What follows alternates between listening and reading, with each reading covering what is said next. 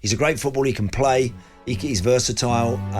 But at 5'9", if Erling Haaland peels onto him and City do decide to chuck one in the box, then he's going to be up against him. Carlos Puyol, another one. Was he less than 6 foot? Yeah, absolutely. Cannavaro, less than 6 foot. Fabulous reader of the game. Quick and again, brilliant all-round footballer. World Cup winner.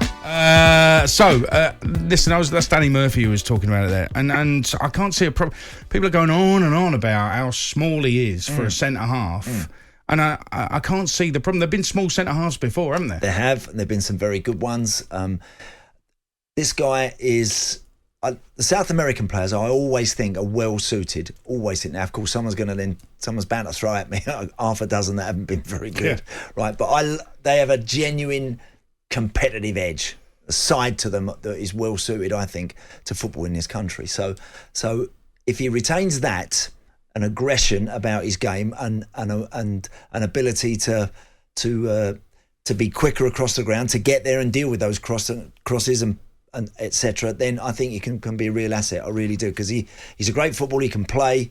He's versatile. But at 5'9", if Erling Haaland peels onto him and City do decide to chuck one in the box, then he's going to be up against it. He's going to fight. If Harry Kane peels onto him and has the run on him, as forwards tend to, they tend to have a couple of yards normally when defenders are stuck underneath the ball.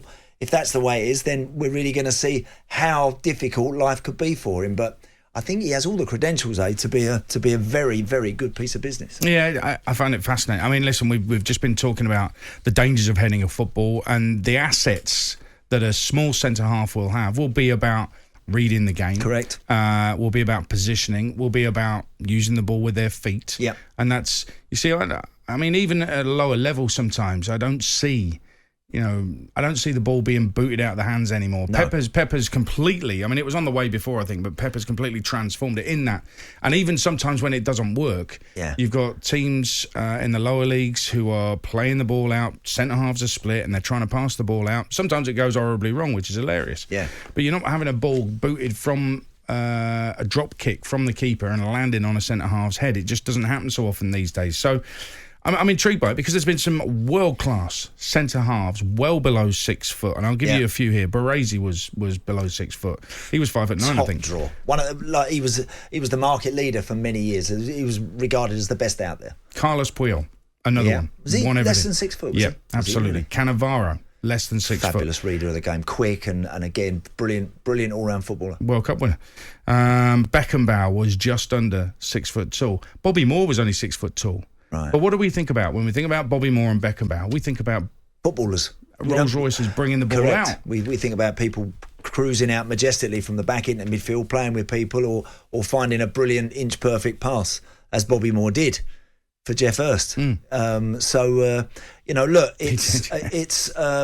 it's very interesting to see how much how easy he's going to find it in our league. It's going to be fascinating. But again, you're right. We're in a different era now. We're in an era now where teams play more. They look to play more incisive, shorter passes than throwing it into the box. But he will come across that, and that will be potentially an area where some teams will think they can exploit Man United by loading it up on him and the back post in particular, whatever. If they get the opportunity to do so, we'll see how aggressive. We'll see how good that leap is. By all accounts, by all the stats in Holland, he's like right up there, across the board. He was player of the year last year. Exactly. Pretty much most of the criteria, whether it's forward passes, whether it's long, short passes, whether it's touches. And again, I think there's a stat knocking around that he won more in the air last year, he did, in the Eredivisie than what Harry Maguire did here in the air. So, look, let's see. Let's wait and see. But again, good business for United, important business, I think. Let me ask you, as a former Premier League captain, former captain of your country at a World Cup, if you walked into a dressing room or on a training pitch and all the rest of the squad were there and you're introduced to your centre-halves and one of them's 5'9", would you immediately be thinking, oof, we could have a bit of trouble here? Depends, doesn't it? This is what I'm saying. What I'm really looking forward to seeing is how aggressive and competitive he is. As an Argentine international, I would suggest he is quite aggressive and quite keen to get involved in that side of the game. He will need to. He will need to survive here. He can't just tiptoe around in a pair of slippers and rolling ball and knocking 10 and 20 yarders. It's not going to happen. He's going to have to show that he is able physically to more than capable to stand up. So what you're saying is he's got to elbow players in the ribs and get away with it. I think Man United need an aggressive centre half. I don't think they have one. And I think even Rafa Varane is vastly experienced, brilliant player, and has been, but I think they need someone with a bit more aggression and a bit more, I've said before, a bit more ruthlessness with the way that they go about keeping the ball out their net. And I'm really intrigued to see if he's got that in him.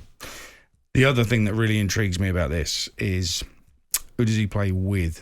He's going to play, he normally plays two centre-halves, Ten Hag, so is it going to be, you presume he's buying Martinez to go straight into the first team, okay? You would have thought so. So is it him and Varane, or is it him and Maguire? I think they were probably both as bad as each other last season. Would they play three? I can't see that, but maybe there's going to be a change in that. I don't know. I would think Ten Hag, as most coaches are nowadays, are flexible. I think he would have to have the ability to do that. But you're right. If they play a two, then that's going to be interesting to see which way they go, certainly. But again, I think Maguire's kept the captaincy, hasn't it? It doesn't mean to say that he starts week in, week out, far from it. So it's important for United, these pre-season games, that they show what they're about. Another centre-half under 6 foot was Ronald Koeman. Right, now he could play. Yeah. Now Ronald, played against Ronald Koeman a good few times. He was slow, but it was difficult to exploit that pace because he was such a clever, intelligent footballer. And again, the way that the Dutch team played, that brilliant Dutch team, was they kept possession, they kept the ball an awful lot more. So he tended to have the ball at his feet more than anyone else on the field when he played, Ronald Koeman.